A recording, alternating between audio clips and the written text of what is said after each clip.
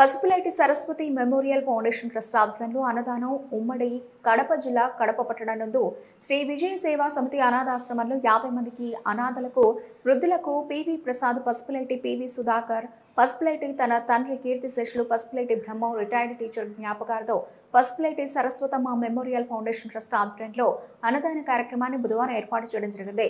Foundation trust organisation secretary మాట్లాడుతూ ఇలాగే ప్రతి సంవత్సరం కూడా అన్నదాన కార్యక్రమం చేయడం జరుగుతుందని తెలిపారు. యాక్చువల్గా వారైతే నందమండలంలో ఉంటారు, రాజకీయంగా దాంట్లో కొనసాగుతూ వస్తున్నారు.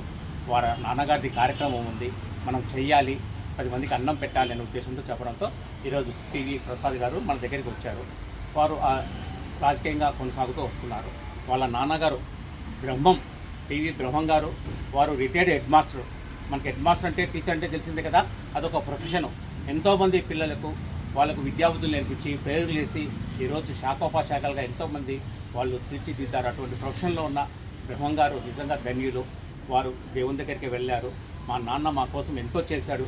వారికి ఇద్దరు కుమారులే మన దగ్గర ఉండే ప్రసాద్ గారు, అలాగని సుధాకర్ గారు కూడా 2 కుమారులు. మాకు జన్మ ఇచ్చి ప్రయోజనం చేసి ఇంత చేసిన నాన్నకు ప్రేమతో అని చెప్పి ఈరోజు వారు 10 మందికి అన్నం పెట్టాలా, నాన్న ఆత్మ శాంతించాలని చెప్పి ఈరోజు ఈ కార్యక్రమం చేశారు. ఈ సందర్భంగా పివి బ్రహ్మం గారు పైనుండి చూస్తూ ఉంటారు.